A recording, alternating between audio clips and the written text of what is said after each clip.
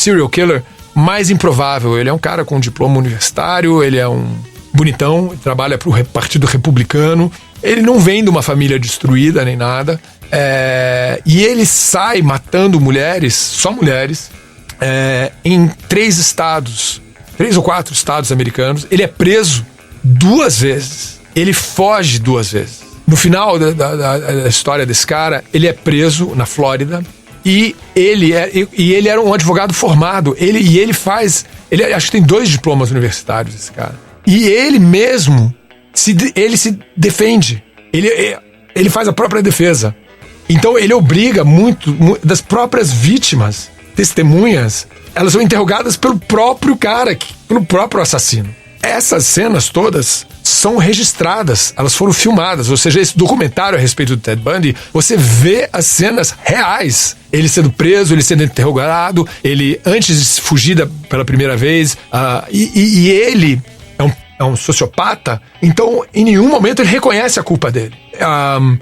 Não em vídeo, ou seja, em nenhum momento no vídeo tem um registro dele reconhecendo que ele é o assassino, ou não acontece nenhuma meia-culpa. Só que o documentário é baseado em fitas, é gravado. E o cara que faz a entrevista vai de algum jeito forçando o cara a extrair do cara uma confissão. Então, em um momento, fala: e se alguém viesse, na sua opinião, se alguém cometesse um crime desses, como seria o perfil dessa pessoa? E aí, é o mais perto que ele chega de uma confissão quando ele descreve como seria o caráter dessa pessoa, qual seria o perfil dessa pessoa que seria capaz de cometer os crimes que ele cometeu. Ou seja, na verdade, ele acaba descrevendo a si mesmo. Esse pequeno seriado é imperdível. É uma das coisas que dá um frio na espinha de você ver as cenas e a descrição dos crimes, entre aspas, a confissão dos crimes, e o modo como alguém pode ser tão perturbado a ponto de se comportar com tamanha frieza depois de ter cometido atrocidades, difíceis de descrever as coisas que ele fez com as vítimas dele. Eu vi grandes documentários históricos também. Marco Polo é um bastante interessante que você... E uma coisa que eu faço nesses documentários históricos, eu vou assistindo o negócio com o Google, com o telefone na mão, e eu vou checando no Google se as coisas aconteceram como eles estão falando. E é verdade. Algumas coisas são romantizadas, sim, mas muitas coisas de fato aconteceram, como no Vikings, por exemplo, vários daqueles personagens viveram mesmo. Outros são personagens de sagas vikings que você não sabe ao certo se eles viveram ou se eles são... Eles vêm de uma tradição oral, o que não quer dizer necessariamente que eles não existam, mas você não tem registro fóssil, você não tem como garantir que o sujeito viveu de tal ano a tal ano em tal lugar. Mas outros personagens que aparecem ao longo do seriado Vikings são figuras históricas, sim. Rollo, por exemplo, o cara que faz o personagem do irmão do protagonista, ele é uma figura histórica real. Ele participou do cerco de Paris, Viking de Paris, e ele se estabelece na parte da França que vem a se chamar mais tarde de Normandia, onde anos mais tarde você tem, por exemplo, o desembarque da Normandia. Aquele pedaço da França chama-se Normandia porque os normandos, os vikings, se estabeleceram lá. E quem vem a se estabelecer lá é justamente esse personagem do seriado Vikings. Esse Rollo, ele existiu mesmo, ele se estabelece lá, os vikings se estabelecem lá, e é por isso que aquele pedaço da França se chama hoje de Normandia. Tem outros, para quem gosta de história, tem um sobre Roma, que é fascinante. Esse não é tanto romanceado, é mais... ele descreve um punhado de imperadores. Ele fala do próprio Júlio César, ele fala do Calígula, ele ilustra algumas dos feitos desses diferentes imperadores com atores, mas também é fascinante esse. Tem um chamado Versailles, sobre Luís XIV. Ele começa com construção de Versailles. Desculpa, o do Império Romano não dei o nome, chama Império Romano. Sobre os imperadores romanos, o nome desses seriados, dos diferentes imperadores. O título é Império Romano.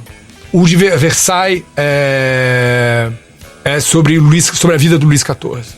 E esse, mais uma vez, o Luís XIV fica se encontrando com diferentes reis e se envolvendo com diferentes guerras e diferentes papas e episódios importantes da história francesa, e eu ali com o Google do lado ficava checando se aquelas coisas tinham todas acontecido. E sim, corresponde aos fatos. Então, onde eu quero chegar é o seguinte: se você assistir séries históricas, você vai encontrar séries onde os diretores, os roteiristas se deram ao trabalho de fazer um estudo histórico, onde baseia-se em fatos concretos, reais. Claro, há uma boa dose de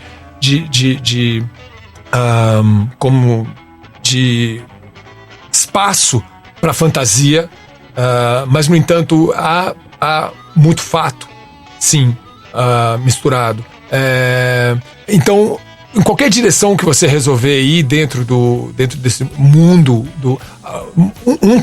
desse mundo de séries, tanto se você gosta de fato ou ficção ou história, você tem grandes seriados, você tem grandes diretores, você tem grandes atores. O Sinner vou reiterar aqui, o Ozark, Sinner, e de história, Versailles, ou Marco Polo, ou o Império Romano. São todos grandes seriados, ou de fantasia, como The Umbrella Society também. Você encontra de tudo. Você encontra coisas para qualquer gosto. Um que está na minha mira agora, que eu ainda não vi, é um da HBO, que é o do desastre nuclear de Chernobyl. Aliás, chama Chernobyl. Todo mundo... Aliás, se não me engano, isso foi premiado também. Não tenho certeza se foi premiado no Emmy também. Eu suspeito que sim, recebeu alguma coisa também. Esse é mais um que está na lista e foi elogiado por todos. Todo mundo que viu falou que é fascinante. Tem um só... Olha, de todos os seriados que eu vi, tem um só que eu parei no meio. Que chama The Handmaid's Tale, que é sobre um futuro distópico onde as mulheres são oprimidas. Tem uma revolução nos Estados Unidos. Os Estados Unidos se torna uma teocracia. Tem algum fenômeno, tem uma mutação genética que é contagiosa, e todas as mulheres se tornam estéreis. Então, as poucas mulheres que podem dar luz são separadas e tratadas quase como gado, como reprodutoras. O enredo até que é interessante, mas é tamanha sofrência, o cara não sai do lugar. Eu vi a primeira temporada, que você fica imaginando, porque então eles descrevem esse mundo opressor e distópico, onde as mulheres que ainda são férteis são oprimidas, escravizadas e estupradas para reprodução, e não sai disso. Eu vi a primeira temporada, eu vi a segunda temporada, parecia uma feijoada de sofrência.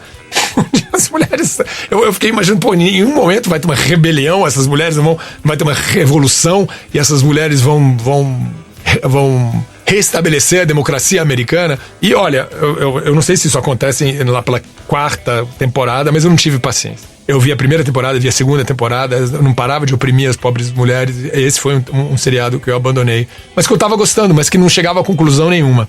Mas, de um modo geral, olha, o que eu queria dizer é que esse universo inteiro de séries, você tem para todos os gostos, tem para todas as preferências. Se você gosta de ficção científica, eu também gosto de ficção científica, também tem um monte de coisa. Eu comecei a rever, por exemplo, o Perdidos no Espaço. Ok, você fala, aquele Perdidos no Espaço dos anos 60, aquilo é imbatível. Sabe, é impagável aquilo, é item de colecionador, você tinha que guardar na tua casa, comprar e guardar. Mas a versão nova é interessante também é legal, é divertido de ver. E você tem um monte de outras coisas que são produções, muitas vezes você sabe que você tá vendo uma subprodução de ficção científica, mas mesmo assim é divertido.